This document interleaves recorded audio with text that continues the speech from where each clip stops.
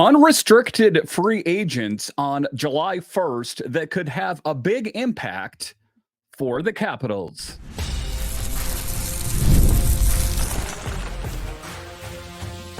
Your Locked On Capitals, your daily podcast on the Washington Capitals. Part of the Locked On Podcast Network. Your team every day. Well, hello and welcome into this edition of Locked On Capitals. I'm so glad you decided to join me today. As always, this podcast is free and available on all the major platforms. And I want to thank you for making this your first listen each and every day. My name is Dan Holme. I've covered the Capitals for the last 3 seasons for Locked On and various other outlets before that. I'm also the host of the weekly show called the Capitals Minute Cast, available wherever you find your podcasts. You can find me on Twitter. It's at DanCaps218. You can find the show on Twitter. It's at Locked On Caps. And the best way that you can help grow the show is to subscribe to Locked On Capitals on YouTube and comment anything down below. Today's episode is brought to you by FanDuel. Make every moment more. Right now, new customers get $150 in bonus bets with any winning $5 bet. That's $150 with any winning $5 bet. Visit FanDuel.com/lockedon to get started. So in this edition of Locked On Capitals, we talk about players that will most likely be available on July 1st for free agency and what they could potentially mean for the Capitals. If you are an everydayer of the show, you know I talk about that the team as is, I don't think is really built for much more than what we saw last year. Maybe marginally better, but doing the same thing again and again and again and expecting a different result is the very definition of insanity. We'll talk about that a little bit later. We will talk about Jake Guentzel. Yes, that Jake Guentzel of the Penguins and the Hurricanes. If the Capitals fans are okay with getting past the fact that he used to be a Penguin, he could be a huge upgrade for the Caps. We'll talk about that a little bit later. We will talk about Jonathan Marchessault and how he could be a big boost for the Capitals. And then in the final segment, Brett Pesce and what he could mean for the Capitals. But just to get it going here, talking about Jake Guentzel. And right away, when I say his name, I think that some Capitals fans think to themselves, absolutely not. I would never want to see that guy on this team. That Penguin, no, there's no way. Well, there's been Penguins that have come to the Capitals and have actually done a really good thing for the team. You take a look at Niskanen, you take a look at Orpik. Those are 2 former Pens, if you remember, not so long ago, that came to this team and really held it down on the blue line. So I don't think there should be this negative connotation of Jake Guentzel when you consider what a dynamic player he is. And a lot could change. I know that he's not a free agent until July 1st, but we don't know what's going to shake out. But the Capitals, they need to be all in on a big name goal scorer. And Jake Guentzel fits that bill. And for me, I'm excited about the possibility of that. Age on July 1st, he'll be 29 years old, so he doesn't necessarily fit the narrative of getting younger. He's still not quite 30, but his stats speak louder than his age. And you take a look at what he's meant for the different teams that he's played on, it could be quite something. In the 23-24 season, 30 goals, 47 assists. How much better would the Capitals be with another 30 goal score? Quite something. Career 227 goals, 264 assists in 520 games. That could be the boost that the Capitals are looking for. And position, he's listed as left wing and right wing. He is versatile. And this is a guy that's, well known around the league as being a premier goal scorer. 23-24 salary cap hit is $6 million.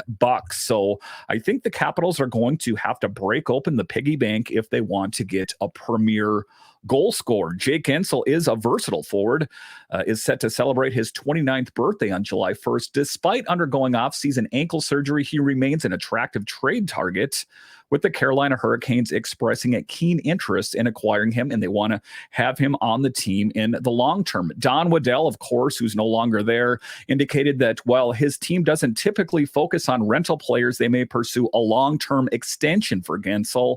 With several players on expiring contracts, the Hurricanes roster for 24-25 season is expected to undergo changes. Yes, I do think that's possible. You take a look at the NHL and professional sports in general. If you don't win the ultimate prize, then your team is horrible. You take a look at the Hurricanes, a team that re-upped with Rod Brindamore and his crew there. That, it's interesting that like I say, even if you just don't make it to the final round, we need to shake things up. We need to change things. Taking a look at the team here, Guentzel's performance in the postseason is likely to impact contract negotiations. Of course, we know the outcome there. With his goal-scoring ability making him an attractive prospect in free agency, he can potentially command a contract similar to that of Patrick Laine, something similar to that. So, I had heard that the Penguins were interested in bringing him back as well. It was just kind of a rental situation that at the end of the season, they kind of wanted to bring him back to the team. Guentzel signed a 3-year entry-level contract with the Pens in May of 2016. After a standout college career, his memorable NHL debut saw him scoring 2 goals on his first 2 shots in November of 2016. Talking about making an impression right out of the gate. He continued to excel, becoming the first Penguins rookie to achieve a playoff hat trick in April 2017 and playing a crucial role in the team's success during the 17-18 season, including a standout game where he scored 4 goals. Again, Capitals fans, let's get over the fact that he was a Penguin. We know that he's playing on the Hurricanes, or currently that is where he is until July 1st, that we need to get over it. In the 18-19 season, Guentzel signed a lucrative 5-year contract with the Pens. He continued to impress, earning a spot in the 2020 NHL All-Star game despite being sidelined by a shoulder injury. Following his trade to the Hurricanes in March 2024, Guentzel scored his first goal with the Hurricanes on March 17th after returning from the injured reserve list. With his remarkable track record and consistent performance, Guentzel remains a player of significant interest in the NHL. Again, same thing goes for the Capitals here. There's a lot of interest on a lot of other teams, and I understand that it's not going to be easy to reel in a big fish like Jake Guentzel. But hey, the Capitals have done it before. The questions that I have is that Brian McClellan willing to shake things up a lot to accommodate that. He's going to demand a big contract. That means players coming out of the lineup to facilitate that or to accommodate him. And are we going to stick to the script of Ted Leonsis and Brian McClellan that, the promises made to Alex Ovechkin that he wants to be on a competitive team? Listen, I think adding Jake Guentzel to the lineup makes the Capitals a whole lot more competitive than they were last year. I'm not here to disparage or diminish what they did. They did make it to the playoffs, but, they got eliminated in 4 games. And the season before, they didn't make it to the playoffs, period. And if you even want to rewind time one more year, they were eliminated rather quickly in the first round against the Panthers. So it's been some time since the Capitals have made a deep push.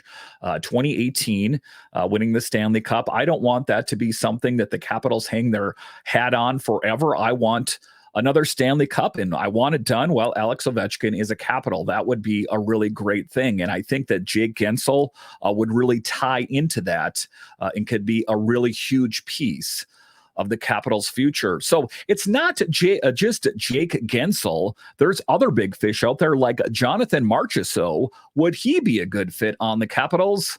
I'll discuss straight ahead.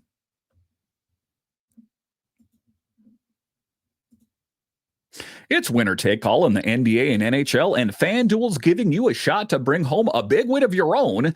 Right now, new customers get $150 in bonus bets with any winning $5 bet. That's $150 to bet on spreads, money lines, player props, and more.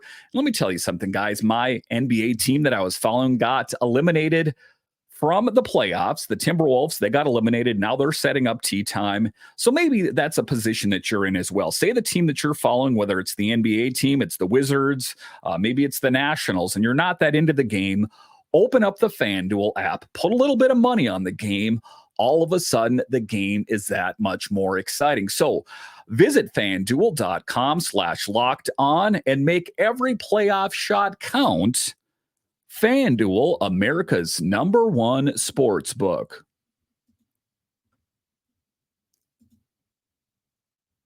All right, welcome back into this edition of Locked On Capitals, part of the Locked On Podcast Network, your team every day. So there are a lot of big name players that will be available on July 1st. It is what I perceive to be as must-see TV, just like the trade deadline in the spring. I like to clear my schedule and pay attention to it all day. And even before I was a podcast host, I just loved it. I like the moving pieces. I love the chess match. And the Capitals, I think if they were wise, would be willing and able and ready to move some pieces to bolster this team. What are some of the things that we know about the Capitals that have changed? Nick Backstrom stepped away from hockey indefinitely. He's probably going to play or be on the roster on the LTIR for the last remaining year on his contract. The same thing could be said for TJ Oshie as well. We know that he has back issues. We know that they say that he had to fly in his back specialist for Minnesota to get him game ready, all of those kind of things. So the Capitals need to widen the lens a bit here and go out for a big name free agent on July 1st. Let's do it. Let's get it done. And Jonathan Marchessault is one of the big names on the market, or will be, on July 1st. As we know, on his age on July 1st will be 33. So again, doesn't necessarily fit, what the Capitals say they're looking for in getting younger and faster. He plays right and left wing. His salary cap hit in 23-24 was $5 million. But taking a look at him historically, 42 goals, 27 assists this last season. How much better would the Capitals be with a 42 goal scorer and 27 assists? I think markedly better. And I know that the hope and the prayer is that, Connor McMichael and Hendrix Lapierre are going to be turned into these bona fide goal scorers. And wow, they're going to maybe is what I'm going to go ahead and say. I want a little bit of a sure thing. I want that top six forward that Brian McClellan has spoken about for, years here already. In 638 games, 230 goals and 258 assists. Not too bad. Pretty good. Jonathan Marchessault is a versatile winger who played a crucial role in the success of the Golden Knights. At the age of 33, his 23-24 salary cap hit, again, I said, is $5 million. The team's management has expressed a strong desire to keep him in the lineup due to his leadership and performance on the ice. Marchessault has also voiced his interest in staying with the Golden Knights, but negotiations for a contract extension are not finalized as I record this thing. Everything's in flux. His exceptional performance with a career-high 42 goals has significantly added to his value in the league. Marchessault's journey in the NHL started with the Columbus Blue Jackets, and he later had successful stints with the Tampa Bay Lightning and the Florida Panthers before joining the Golden Knights. And if you are a fan of the NHL at large, not just the Capitals, no doubt you recognize the name Jonathan Marchessault, a premier goal scorer that I think could be the boost that the Capitals are looking for. And what are some of the other things I've read about him is that he has said that he wants to continue his career with the Golden Knights. However, it's also been said that he wants to kind of put down roots somewhere, that he can, establish a family and have his kids grow up in a community instead of, jumping from city to city to city, like oftentimes is the case when you're a professional athlete. And when you have the accomplishments of Jonathan Marchessault, I think that you can kind of, sketch out your own path. It's not like you are an AHL guy saying, hey, I demand the king's ransom. He can get what he wants based on the back of his hockey card. If he wants to put down roots in DC, I would be all about it. Throughout his career, he has proven to be a consistent goal scorer and has played a pivotal role in the team's success. Again, we know the Golden Knights. We remember what the Capitals did to the Golden Knights in 2018, the various stops through the Stanley Cup playoffs, that there was no way that the Capitals were going to be able to take down the Golden Knights. They did just that. So, and it is an abundance of wealth on the Vegas Golden Knights. One of the things I've observed as just a fan of the NHL is the GM for Vegas definitely went out and made some big moves around the trade deadline. Of course, those moves didn't pay dividends, as the Golden Knights were fanned out quickly as well. So, but all things considered, they have a lot of players that they could be willing, maybe to part with one. And ultimately, it's up to the Golden Knights to belly up and pay him what he wants. And if, in fact, Jonathan Marchessault wants to play with Vegas, but I could see him wearing a Capitals jersey, and I can already see the Marchessault nameplate on the back of his red Capitals jersey.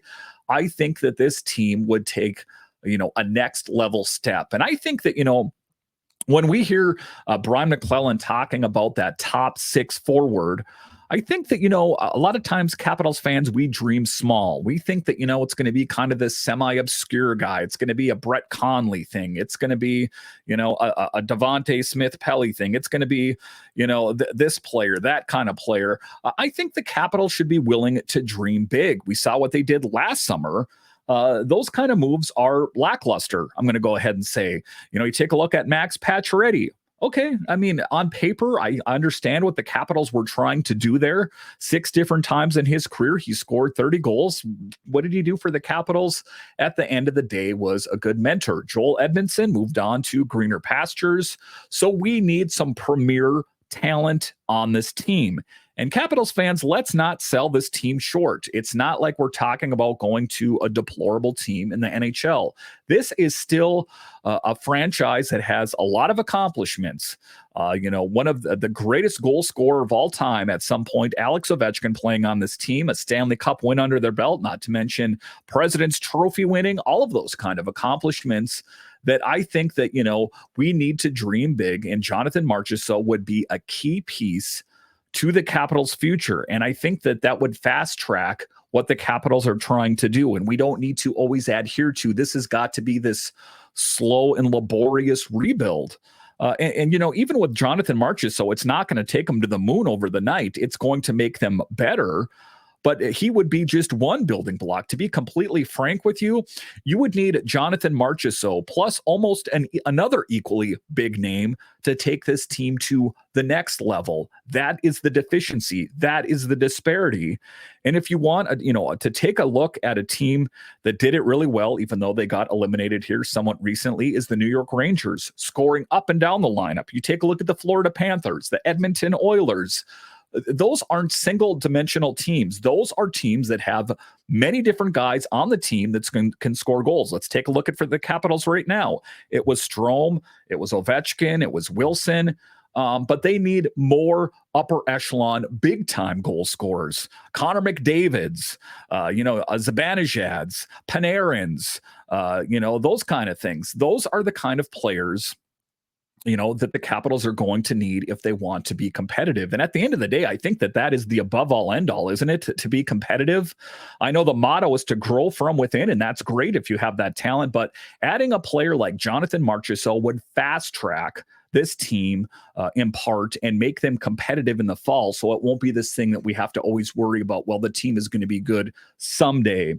So it's not just the forwards, the blue line could use a boost as well. Would Brett Pesce be that boost the Capitals are looking for? I'll discuss straight ahead.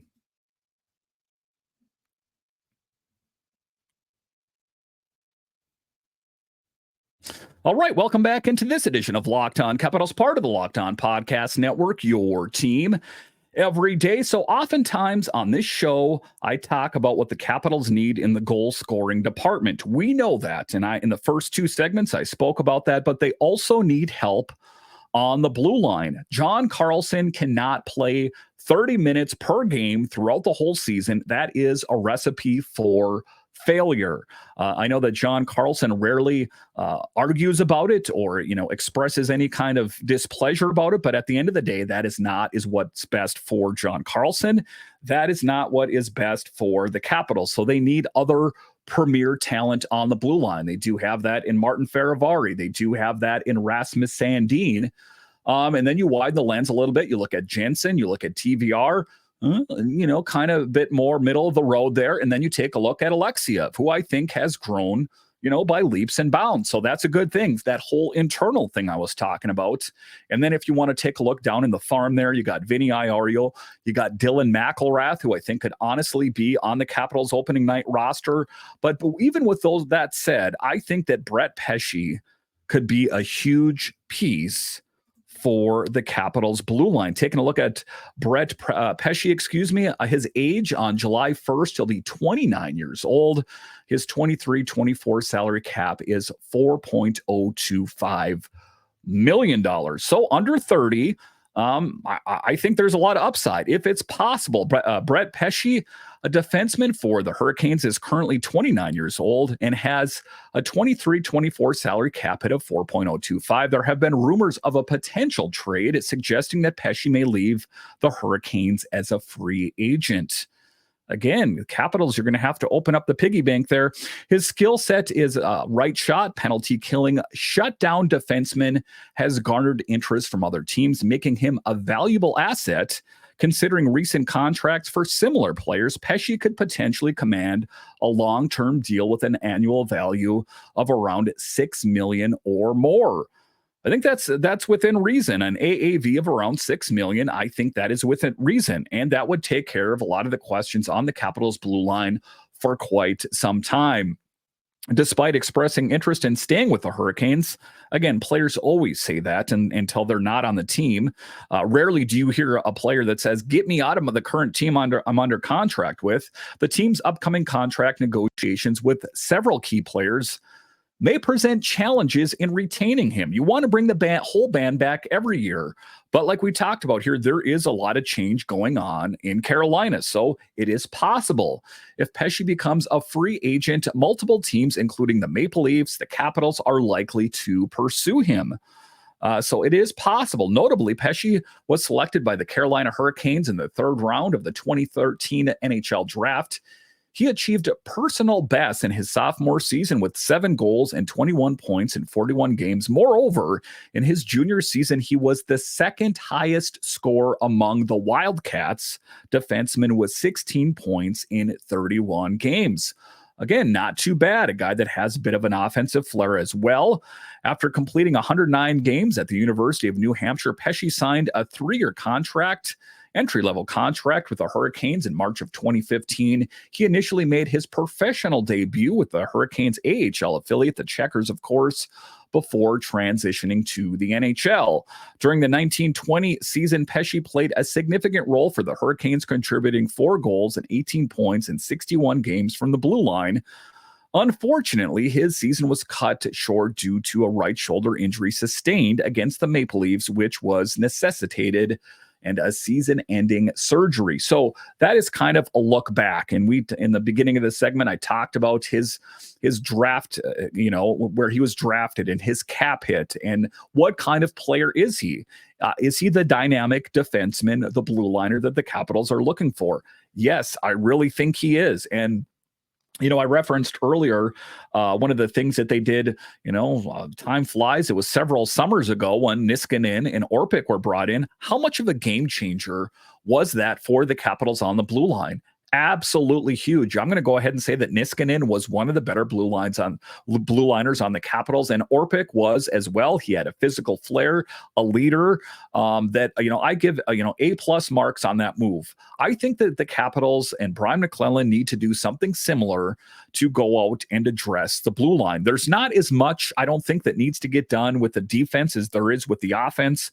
But that said, we saw the problems that were presented when John Carlson missed a substantial amount of time a couple seasons ago when he took that puck off the head in Winnipeg.